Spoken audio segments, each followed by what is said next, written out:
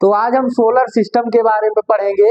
इसमें जो उपस्थित ग्रह हैं उनके बारे में पढ़ेंगे और जानेंगे कि सूर्य के पास जो है सोलर के सिस्टम में कितने ग्रह हैं और उनका नाम क्या है और उनका अरेंज क्या है, मतलब वो उनका क्रम क्या है, सूर्य से दूरी का क्रम क्या है। ठीक है, तो चलते हैं। मैं आपको पहले ये आपके इंग्लिश में दिए नाम, किस में दिए हैं? इंग्लिश में। मैं आपको पहले इसकी हिंदी बता देता हूँ, ठीक है। फिर इसको याद करने का एक बेहतर तरीका मैंने लिख दिया है, लेकिन जब हिंदी लिखूंगा तो आपको वो और अच्छे तरीके से समझ में आएगा। ठीक है, तो मरकरी को क्या कहते हैं? देखिए, ये आपका सूर्य है और सबसे पहले मरकरी है और मरकरी को कहते हैं बुध। क्या कहते हैं?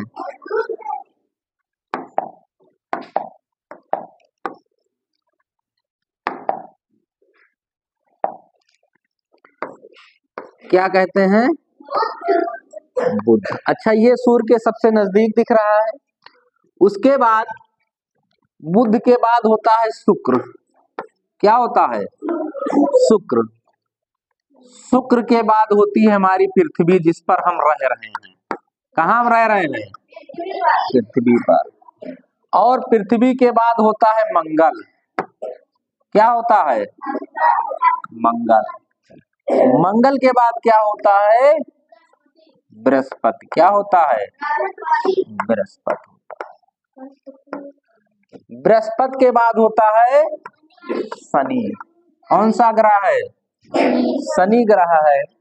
उसके बाद है आपका अरुण और उसके बाद है आपका वरुण। क्या है? वरुण। एक ग्रह प्लूटो है, लेकिन इसको अब नहीं रखा गया है। ध्यान से सुनिएगा, ग्रह पहले 9 होते थे, लेकिन क्या हुआ, खगोलीय विज्ञान अंतरराष्ट्रीय खगोलीय संघ ने सन 2006 में, कब? 2006 में कौन किया? किसने? अंतरराष्ट्रीय खगोलीय संघ ने इसको बाहर कर दिया, क्योंकि ये सभी ग्रहों का जो एक क्राइटेरिया होता है उसको फॉलो नहीं कर रहा था, यानी ये सभी ग्रहों के जैसा नहीं था। और इसको क्या कह दिया? इसको 2006 में खगोलीय संघ ने इसको बाहर कर दिया और इसका नाम दे दिया ड्वार्फ प्लैनेट। ड्वार्फ प्लैनेट का मतलब होता है बौना ग्रह। क्या कह दिया इसको? बौना ग्रह कह दिया। ठीक है, क्यों? क्योंकि ये जो है क्यूपिटर बेल्ट ऑब्जेक्ट से क्या होता था? घिरा होता था और इसके कई ग्रह उसमें सम्मिलित हो जाते थे, इसलिए ये इन सभी ग्रहों को फॉलो नहीं कर पाता था। इसीलिए 2006 में इसको बाहर कर दिया गया और इसका क्या नाम कर दिया गया? बौना। क्या कर दिया गया? बहुत छोटा होता था इसको, इसलिए बौना ग्रह कह दिया गया। तो समझ में आया कि प्लूटो को क्यों बाहर कर दिया गया।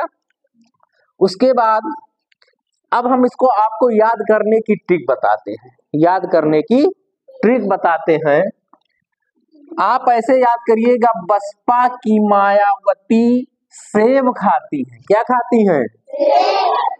तो बा से क्या हो गया हमारा? बा से हो गया बुध, सा से हो गया शुक्र और पा से हो गया, फिर का छोड़ दीजिएगा, आपका माँ से हो गया मंगल और वा से हो गया बृहस्पति। ठीक है, क्या हो गया? बृहस्पति।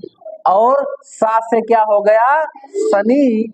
और ये से क्या हो गया? अरुण। और वी से क्या हो गया? समझ गए ना याद करने की ट्रिक? कैसे याद करेंगे कि बसपा की मायावती क्या खाती हैं? सेब खाती हैं। तो आप इसी को क्रम से रख देंगे और आपको पूरा एक क्रम आपका याद हो जाएगा। ये सभी क्रम से तो हैं। सबसे नजदीक कौन है सूर्य के? बुध है, उसके बाद शुक्र है, उसके बाद पृथ्वी है, उसके बाद मंगल है, उसके बाद बृहस्पति है, उसके बाद शनि है, उसके बाद अरुण है और उसके बाद वरुण। तो ये समझ में आ गए आपके? क्रम समझ गए ना? सबसे पहले कौन होगा? बुध, शुक्र, पृथ्वी, मंगल। ऐसे आप याद कर लेंगे। यहां तक बात समझ में आई? अब हम चलते हैं इसके उपनाम पर। इसके उपनाम पर चलते हैं।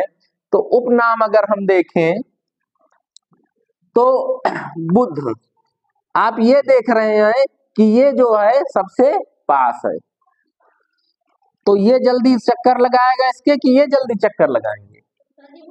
बुध ना इसके पास है। और बुध को मैंने बताया था आपको, बुध को और क्या कहते हैं? बताइए, बुध को और क्या कहते हैं? हाँ, बुध को क्या कहते हैं? जल ग्रह कहते हैं। शुक्र को भी मैंने बताया था, क्या कहते हैं शुक्र को? चमकीला तारा भी कहते हैं या चमकीला ग्रह भी कहते हैं। और इसको हम लोग शुक्र को सुबह का तारा, सुबह का ग्रह, सुबह का ग्रह, सुबह का ग्रह, ये ग्रह गलत हो गया, ऐसे रहेगा, ठीक है। सुबह का ग्रह या शाम का ग्रह कहते हैं। क्या कहते हैं? शाम का ग्रह कहते हैं। सुबह का ग्रह या शाम का ग्रह कहते हैं। पृथ्वी को क्या कहते हैं? नीला ग्रह कहते हैं। क्यों? क्योंकि ये जो है, अगर हम स्पेस से देखें तो पानी बिल्कुल नीला दिखाई देता है, इसलिए इसको क्या कहते हैं? नीला ग्रह कहते हैं।